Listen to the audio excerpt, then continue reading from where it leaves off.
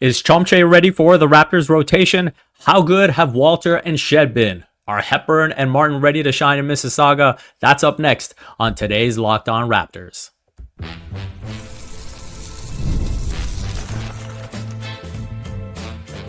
You are Locked On Raptors, your daily Toronto Raptors podcast, part of the Locked On Podcast Network, your team every day. It's your favorite part of the day. Thanks for making Locked On Raptors your first listen every day. I'm Vivek Jacob. I've been covering the Toronto Raptors for 8 seasons across several outlets. You can follow Locked On Raptors on X, Instagram, and YouTube. And be sure to check out the Locked On Raptors Discord, where you can talk all things basketball, but especially the Raptors. It is Wednesday, July the 16th. I'm joined by the man juggling both the Jays and Raptors peaking this summer, Blake Murphy, the one and only. You have a haircut to get to. You asked me if I wanted to do it before or after. I said before because I can't have someone with a fresher cut than me on here. No, I figured if anyone would understand me needing to juggle a podcast time for a haircut, it's the man who leads the league in haircuts, in Vivek Jacob. What's up, man? How you doing? I'm great, man. I'm great. Glad you're joining me for this one. Done a bunch of recaps, obviously, as the Raptors have looked good through Summer League, and I thought this would be a good checkpoint as, you know, they're kind of on course to make the semis of Summer League. Got to get that W against the Golden State Warriors, but I thought this would be a good point for us to kind of look back on the 3 games that we've seen so far, and there's several places that we can start off, but I thought no better than Ulrich Chomche, who has, you know, I think just caught the eye of a lot of fans with the way he's moving, the way he's defending. I think the biggest thing is, you know, especially if you compare to last Summer League, it looks like the game is legitimately slowing down for him, and he's able to just hang with the pace of play. Yeah, he knows how to play. It's a huge step forward. It's why even when he was being successful with Raptors 905, I was trying to preach patience. You know, like it's really exciting when he slides over from the help side and blocks a shot, but you got to watch the 3 possessions where that doesn't happen and you're out of position or you can't do much offensively. It is, compared to last Summer League, night and day, and it's so cool to see. He started progressing by the end of his G League time so rapidly, where you start to get really excited. There was one point in the season where it's like last year, it's like, well, is Chomche a potential tank lever where you want to get him development? He's fun to watch, but he's not actually going to help you win basketball games down the stretch, right? And by the end of his G League tenure, I was like, well, he'll hurt the offense, but he might already be better defensively than some of the G League guys that they were churning through. And now I think that's definitive. He's definitely better than Colin Castleton defensively and probably where Orlando Robinson was. And then, so, to see where he was at the time that his injury happened, and to see that progress wasn't slowed down at all. And who knows what it would have looked like if he was able to stay healthy and get NBA reps and things like that. But very, very cool to see that it hasn't slowed down. I also appreciate that he got a knee injury and seems to have decided upper body day every day while I can't use my legs. He's much wider. Like he always had a good frame. And this is why, when you're the Raptors and you dream on what that could look like. Bruno Caboclo was another guy who he was so skinny, but you can see where he could get to power forward, if not center size. Whereas, a Chris Boucher type, I could talk to him every training camp about putting on 10 or 12 pounds, and then it's going to be off by the start of the season. So with Chomche, you can physically see now that he has the potential to be a center, not like a 4/5.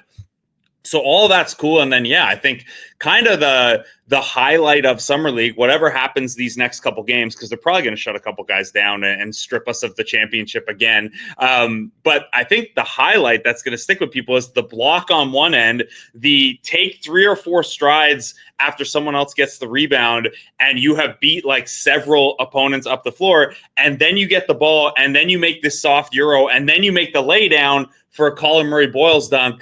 That sequence of things has so much going on, where it's the defensive instincts, it's the ability to make the footwork on the Euro, it's the stride length to beat guys down the court, it's the soft touch to first recognize a transition lay down like that and make the pass smoothly to Murray Boils. There's so much going on in that clip don't get too far ahead of yourself at Summer League, and it's just one play and things like that. But really, really cool to see that the progress he was making with the 905 has just kept on while he was on the shelf. Yeah, I mean, obviously he has those huge flashes, the things that really pops, everyone's eyes and gets you excited for what the potential could be. I'm, as much as I'm happy to see plays like that, I'm just as happy seeing these plays where I fully expect him to fall for the pump fake or get, overexcited to block a shot. He's staying down more often, I feel. And I think that shows growth and a better understanding and reading of his opponent and the game in general. So that's the stuff that, maybe is starting to get people thinking, hey, is this a guy that may actually figure into the Raptors rotation? Now, in terms of the progress he's made, I lean towards thinking that he may be a year ahead of schedule, but I still think he's a year away from being an NBA contributor. Is that how you see it? Yeah, I think, there's reason for patience, and you said a couple things there that are good. And I think that's a great point about the not jumping on pump fakes and things like that, because like one of the best compliments you could give him this time last year or early in the G League season was, when he makes that mistake, he's got the bounce to jump up again, right? Like it's a second jump block. And then within that, his foul rate has been much lower in Summer League, where, one of the tough things with the G League time was he was averaging 3 fouls a game in like barely over 20 minutes. You get that down to 2 fouls per 20 minutes in Summer League here. That suggests a learning curve as well and keeps you on the floor more. Now, in terms of NBA utility, yeah, I mean, this is a couple Summer League games. By the end of his G League time before the injury, I thought the defense was starting to get there. Offensively, that play with the lay down to Boils aside and the 60% field goal percentage aside, he's mostly going to be a garbage man at this point. Offensively, there is a lot of skill to again, the Euro, the laydown, the nice touch around the basket, the fact that he's getting stronger inside, all of that is there. If you put him in an NBA situation right now, you'd be like, screen, get to the rim, maybe you get a dump off or an offensive rebound. That's what the package looks like right now. So I think we can pump the brakes on that like a tiny bit. Now, I don't think it's the worst thing in the world if to start the season, because there's a little bit of gap before the G League season starts, right? Maybe he's pushing Sandro for those backup center minutes, and you see how it goes. But long-term developmentally, you want this guy playing 30 minutes a game this year. That's something he hasn't done. He didn't play, he averaged, I think, 23 minutes in the G League last year. You want him playing 30, 33, 35 minutes. You want him closing out games. You want him being the most important defender, expanding the offensive package. So, even if the answer was yes, he's ready for some small bench minutes, I still think developmentally it'll make sense for him to spend a lot of time with the 905. And then even in terms of like, what is your best usage? Like Sandro's so far ahead of him offensively right now, depending on what you want that second unit to look like. You could make the case for Mogbo or Murray Boils as the small 5 in the second unit as well. And I know we're going to talk some kind of rotation possibilities and things like that. So I'm really excited by Chomche. I think where I'm at is I'm so excited to see if he can be the most impactful player on the 905 to start. And then we can see, December, January, what that looks like for NBA purposes. Yeah, I kind of look at it similar to a player who's deciding whether to take that extra year in college and, potentially move up. And that's his age, right? Like, yeah, exactly. He'd still be one of the younger rookies in this class. Yeah. And so when you're thinking about it from a Raptors perspective, it's like, okay, you might put him, in that opportunity early where the 905 aren't in action yet. And you can get him some meaningful game time, get him some meaningful film that he can then take to the 905. But if you were to try to fit him into the rotation or try to get him minutes with the Raptors and then he's struggling, you might set him back a little. So why not put him in an opportunity where he can consistently, as you said, play 30 minutes a game? And then similar to the growth that we've seen over the past year, maybe he takes everything that's coming with the 905 this season and becomes that much better going into 26-27. Yeah, and it's not unheard of for a guy to do 2 years in the G League. Like, I know the Bruno Caboclo example is one people make half jokingly, and it turned out with Bruno Caboclo being an unbelievably good FIBA level player and EuroLeague player and things like that, just not, an okay stretch for the Memphis Grizzlies at one point in the NBA. So you maybe don't want a guy doing 4 years in the G League as a full-time guy, but Chris Boucher took 2 basically full G League years to get where he was going. He was an older prospect who went to, I know he got a late start to basketball, but he went to a major program in Oregon, right? And then still took 2 years in the G League. So I don't think it's an indictment of Chomche if at 19 years old he needs more G League time. So I think kind of in my head, the way I have it, and this is true of anyone on a two-way, but I kind of think of the trade deadline in my head as like the next big checkpoint for him, because coming out of that, if you have an open roster spot, if you have a little bit of your, say, mid-level left or something like that, that's when you start thinking about, well, what does a contract conversion look like? What does locking this guy up long-term look like? Prior to that, like, the chances of Chomche burning all 50 of his NBA eligibility days prior to that are like pretty. I haven't even looked at the schedule. Maybe you don't even play 50 games by then. I think you play a little over 50 usually by the deadline. Yeah. So there's not a real urgency to it other than like, it's exciting, so you want to see him on the floor. There's like a fan level urgency to it, but in practical terms, you can take this as slowly as you need as a team and as slowly as he needs developmentally, and that's not a negative. It's there's a reason you signed him to a 2-year two-way right out of the gate, right? As you figured it would take, and it would take until 2026 to get this guy NBA ready. Yeah, coming up next, we are going to talk some Kole Murray Boils, Jamal Shed, Jacoby Walter, and what we've seen from those guys so far.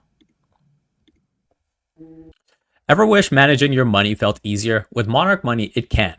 Whether you're growing your savings or planning a big purchase, Monarch puts you in the driver's seat. It's like having your own personal CFO, giving you full visibility and control over your finances. Monarch Money is more than a budgeting app. It's a complete financial command center. You can track all your accounts, investments, and spending in one place. So in addition to managing your money, you're also building wealth. Having all my accounts in one app has been a game changer, and it's just so much easier to figure out exactly what I'm doing with all my money. Take control of your finances with Monarch Money. Use code LOCKEDONNBA at monarchmoney.com for 50% off your first year. That's monarchmoney.com, code LOCKEDONNBA for half off your first year.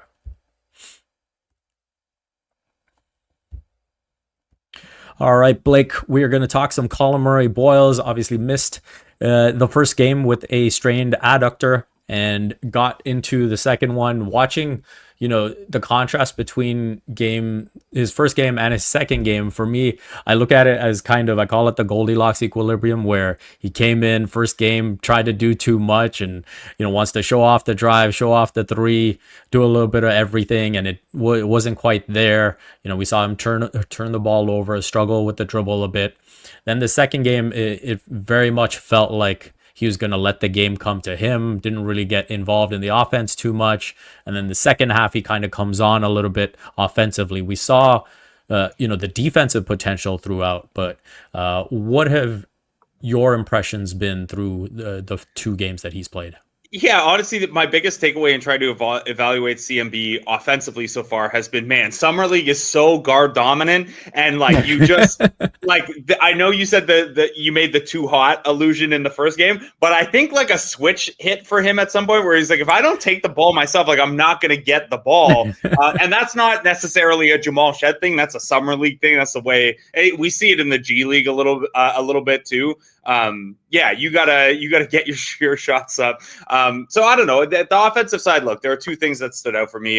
The fact that he comfortably hit an above the break 3 is great. It's only 1-3, but you still like to see him taking it with confidence. And then you see the strength, even when he's taking like an unconventional driving angle or like not the way you would draw it up for him to attack.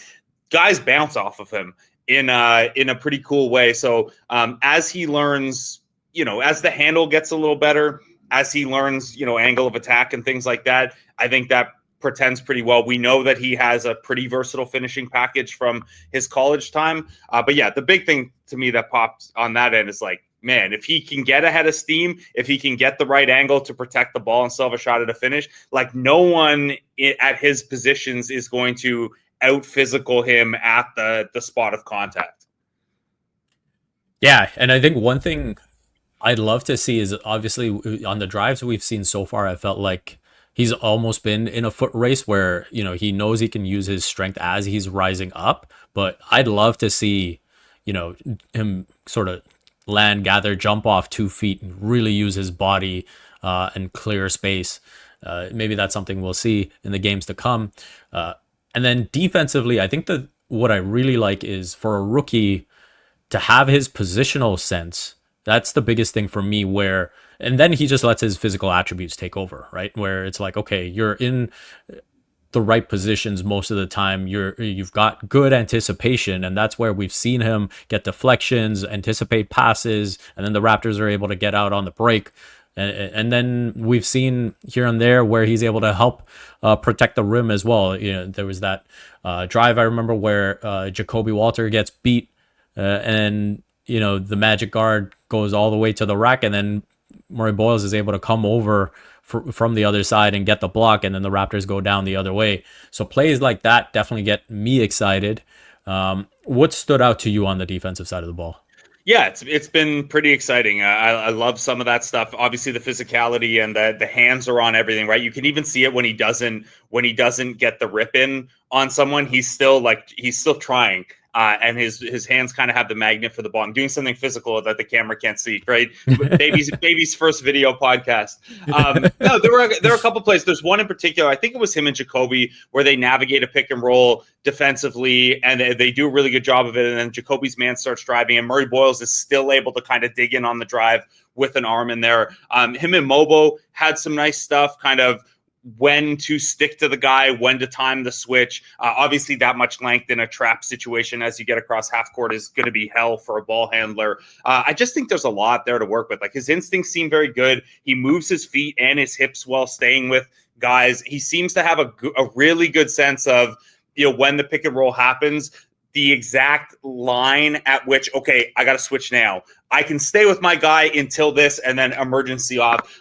That'll be really interesting to see how that works, within the larger Raptors context when he's around the other guys, and they do a little bit more peel switching and things like that than I think they're probably going to ask guys to do at the summer league level. But it's been cool, man. The whole thing defensively has been unbelievable. I think he's probably been their most interesting individual defender still, but this team would be like it's villainous to watch this team play defense. Yeah, no, they're so intense. They're so physical, and the ball pressure is just relentless.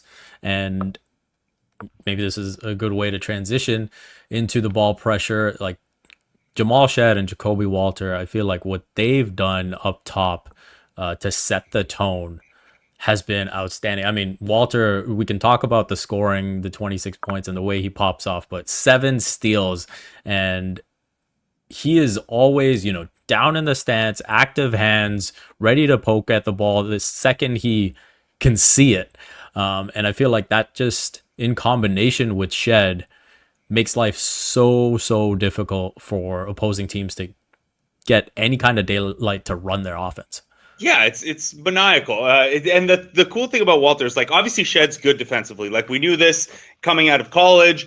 Some of that is like the physical skills to pick up full court. Some of it is the mentality to pick up full court. But something that pops to me with Jacoby's defense is one of the first things I started hearing around camp, and he was injured, so we didn't get to see him a lot in camp in Montreal last year. And then even when he started getting in games, a lot of the assistant coaches would be like, this guy picks up stuff so quick. Like the level of the level that he thinks the game and kind of picks up the reads and stuff like that is a lot. And you go back and you watch some of these steal highlights, and it's like he knows where the pass is going. He has a really good sense of Jamal's going to pressure this guy here. This is what we're going to do in the pick and roll. That is going to force the ball over here, and then boom, I'm through like a cornerback jumping the read, right, and running through pick six. So I like what that says just about where he's at in terms of thinking the game after 1 year in the NBA. I think you see some of it offensively too, but it really does, the anticipation levels defensively. And then, yeah, there's good length. He has good footwork. The agility's there and everything like that. Obviously, a good part of defense is just like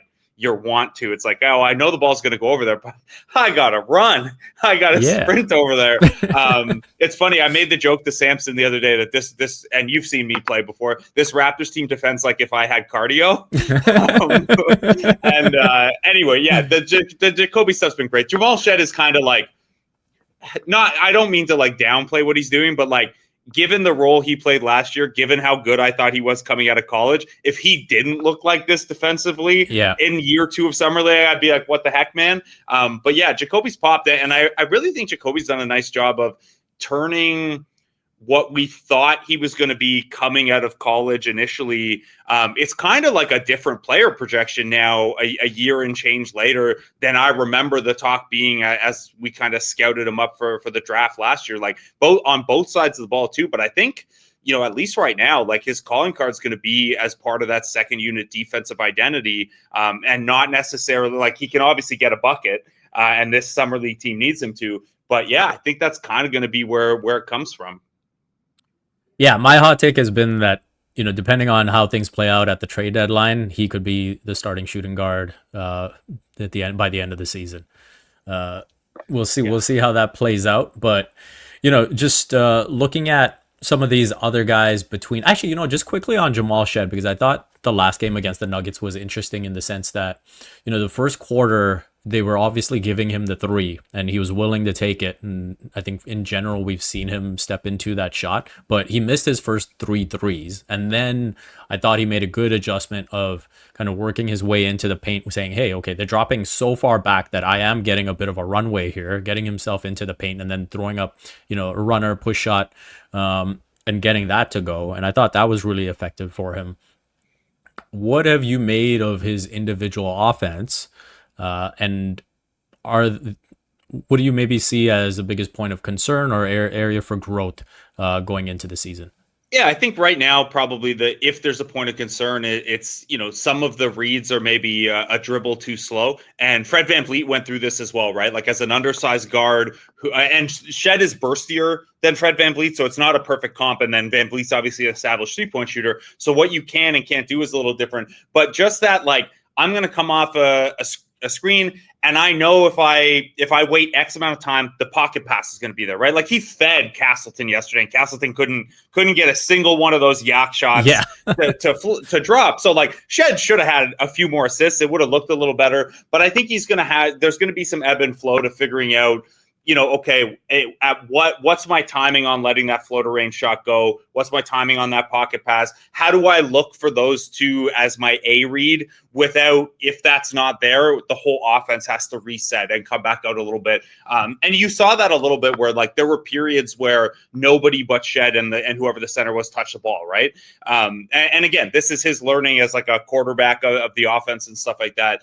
So that's probably the one thing I'll be watching for progression wise. On the positive side, I love that he was willing to let that floater go. I think there was a stretch in the third quarter maybe where he hit a couple of them in a row against that defense. Yep. And I mean, that's how teams are going to defend him, especially if like, maybe it won't be because it's the second unit, but let's say it's Yak out there with him, right? Like in that below the 3-point line pick and roll, they're going to go under on Jamal and they're going to stay tied to Jakob.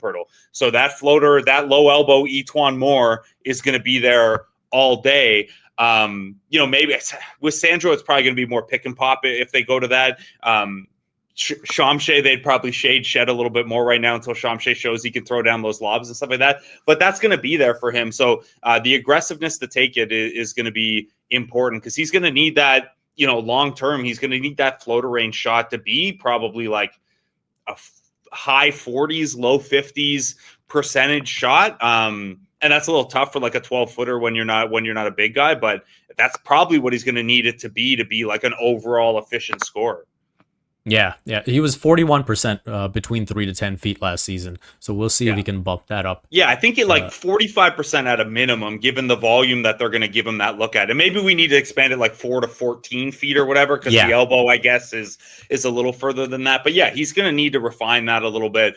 I think he can. He has good touch and good sense for it. But and obviously you don't actually have to be a Twan Moore, the float goat. But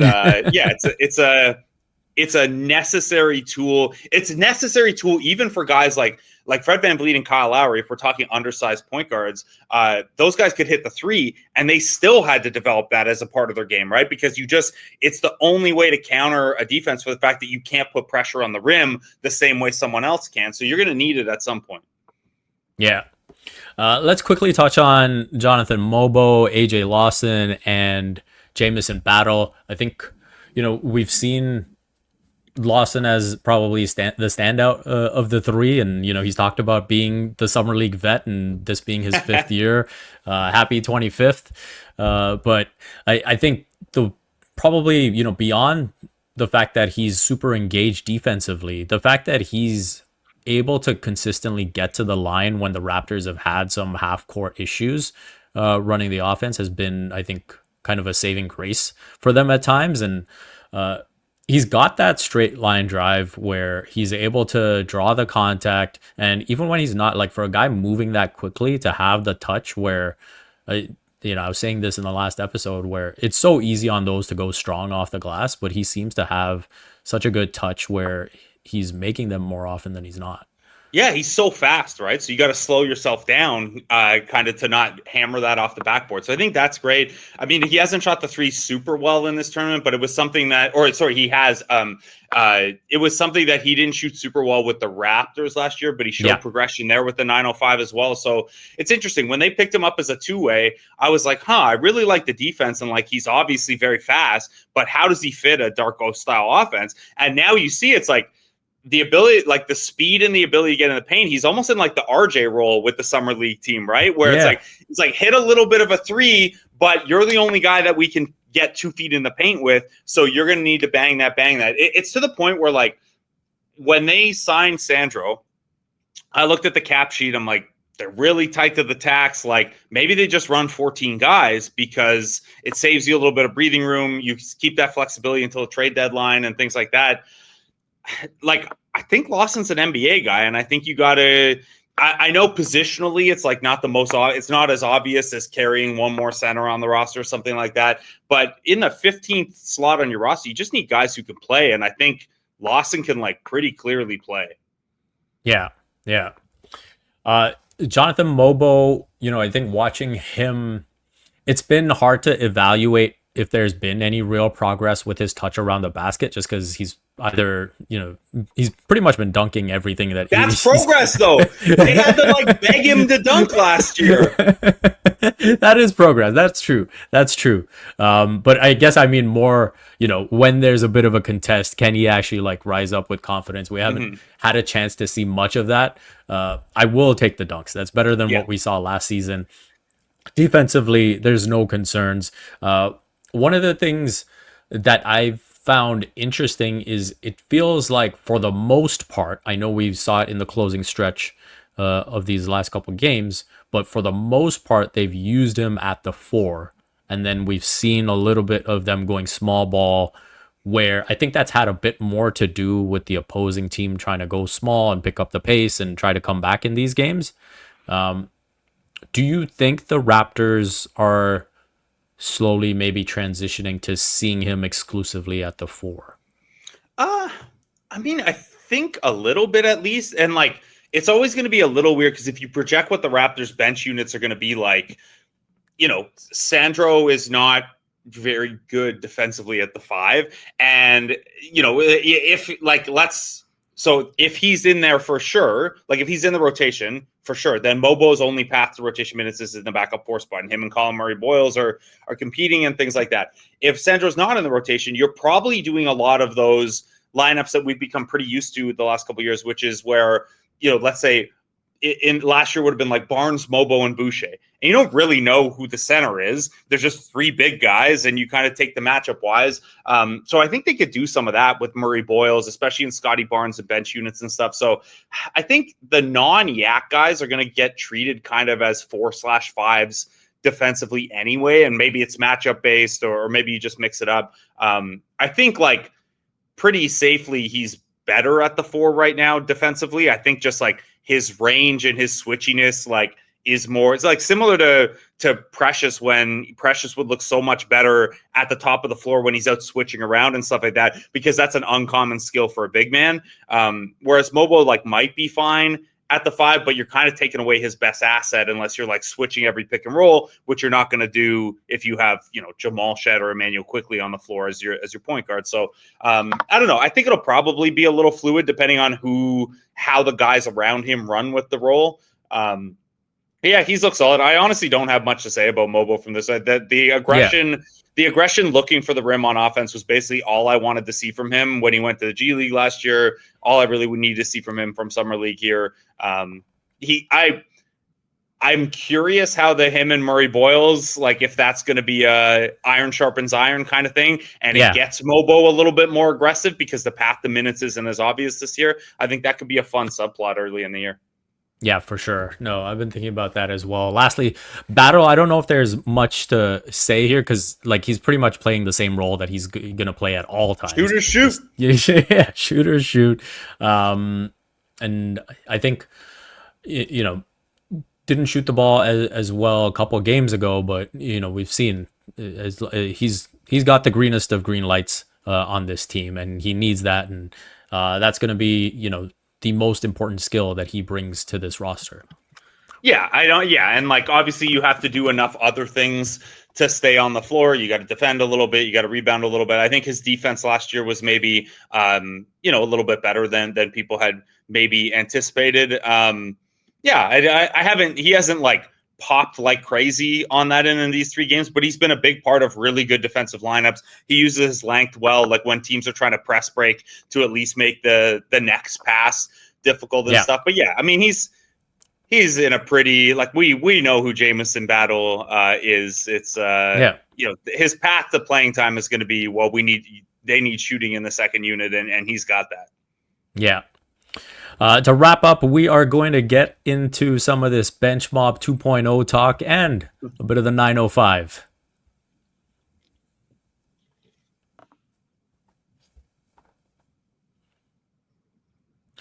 All right, Blake, it wouldn't be a podcast with you if we didn't get into the 905. Chucky Hepburn, Elijah Martin, I think those two guys, you look at the defense, you look at what they could provide as potentially a starting backcourt for the 905.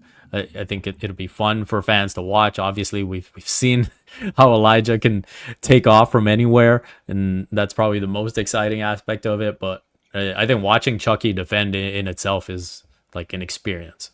Yeah, my main problem is Elijah Martin is such a bully. What he did to Boo Booey, picking him up and power bombing him on the scorer's table to get that flagrant foul, and then bullying EJ Liddell and baiting him into a technical foul. That was a joke. That whole sequence was ludicrous. I like what I've seen for both of those guys. It's I mentioned earlier when it comes to how guys are getting their offense in the summer league. The G League is a very guard-oriented league. There just aren't enough big men who. I guess there are big men there who protect the rim, but none of them can play offense, and the ones who can score can't play defense and stuff. You just don't have the same level of help and backline stuff in the G League that you have in the NBA. So the offenses are way more guard-based. Or reliant on guard play. And that's why like Lorenzo Brown and Jordan Lloyd have been such good 905ers over the years. So by logical extension of that, the best way to be a good defense is to have unbelievable point of attack defense. And yeah, Elijah Martin and Chucky Hepburn are going to be they're going to be the first G League team to play defense. It's going to be pretty remarkable. Don't let Jerry Stackhouse hear that. Yeah, I mean those teams were but those teams were like all vets except for Bruno too. It's like, okay, here's 2 guys that are about to win an NBA championship with the NBA Raptors in a year or two, and then no, it should be a lot of fun. I think those guys will be a pretty nasty defensive backcourt by G League standards, and then we'll see what they can do offensively. Obviously, both of those guys, their path to the NBA is going to be dictated on what their growth looks like offensively. Elijah Martin's got the bounce though, man. That guy should be a running back. I mean, I know he's a quarterback in high school, but that guy should be a running back with that package of athleticism and burst. If he would have made that second dunk attempt, I think that would have been one of the best dunks I've ever seen at Summer League. Johnny Furphy has the best dunk of Summer League so far, I think. Yeah. But it might have topped it for, I think so. Yeah. So Blake, there's been a lot of talk about Bench Mob 2.0 and having this crew that can come in and not only, keep their head above water, but maybe push these. That's what we became accustomed to with the original Bench Mob. I view next season as having 5 very good starters, and if at any point you only have one of those starters on the floor, we have to ask questions of Darko. And and based on that, I don't see the room for bench mob 2.0. What I like about the options on the bench is that the Raptors can go different ways to complement whoever, whichever 2 starters are on the court. And so, you've got obviously Shed as this super defensive point guard. You've got Jacoby who can give you, what you need on both ends. Then you've got the shooting of Grady Dick. You've got Ochai as the 3-and-D specialist. And then the list kind of goes down. So I like kind of the choices that the Raptors have. But do you think there's going to be an opportunity for a bench mob 2.0? No, I don't think it's super realistic.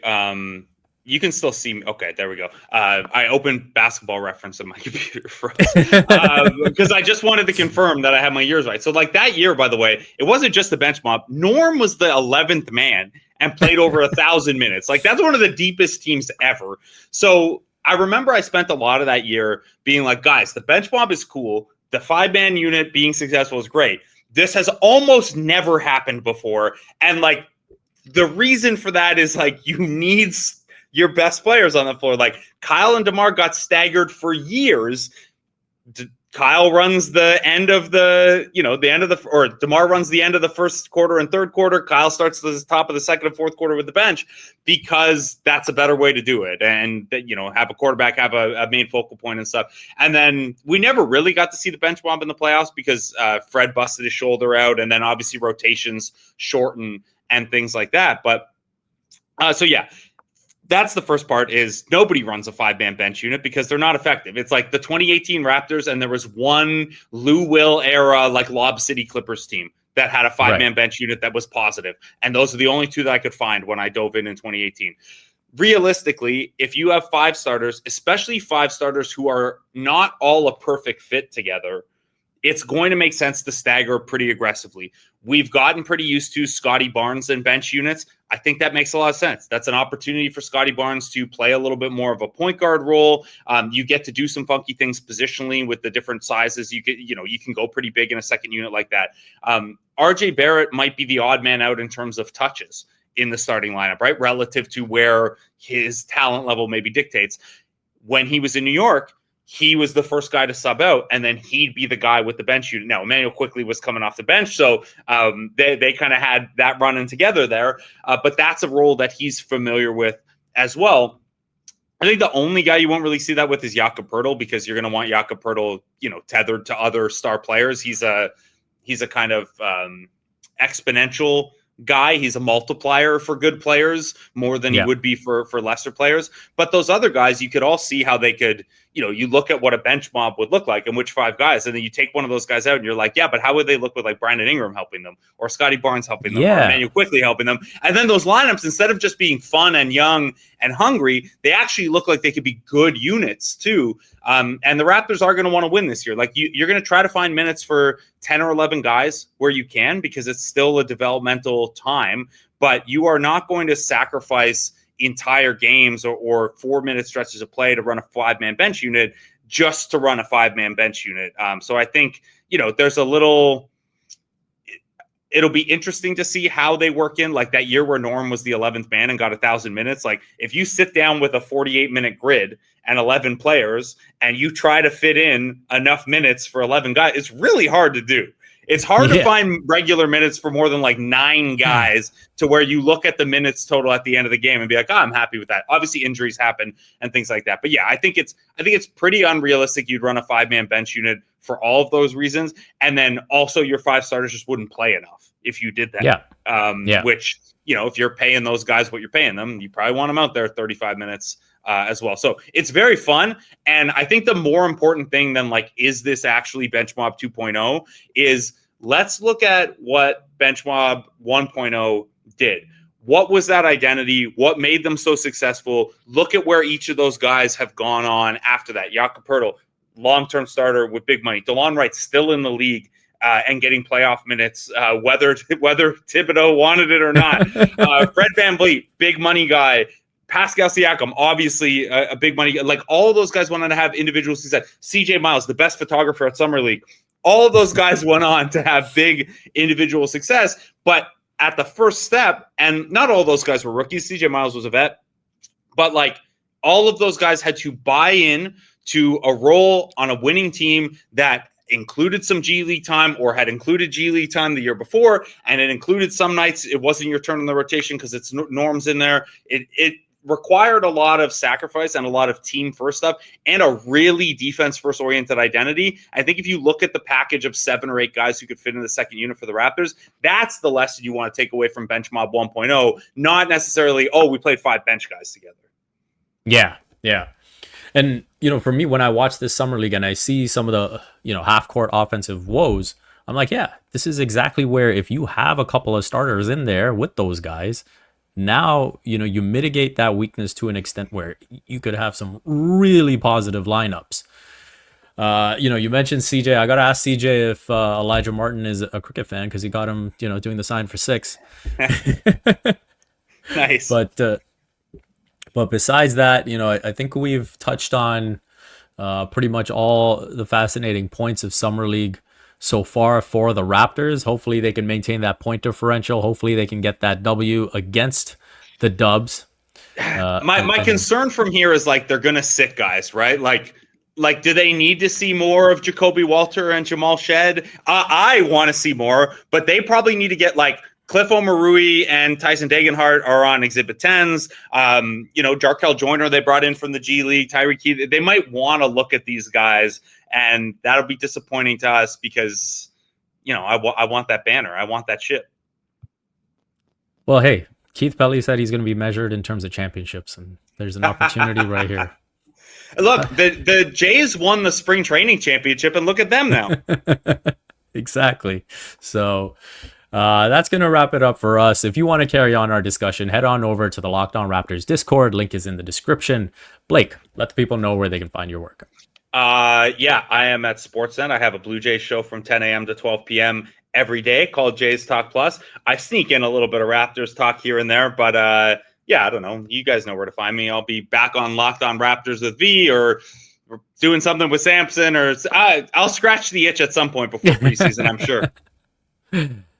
Thank you for making Locked On Raptors your first listen today. For your second listen, find the Locked On NBA podcast where there is no offseason. Doug, Matt, and Hayes keep you up to date on contract negotiations, rumors, and everything you need to be the most informed NBA fan.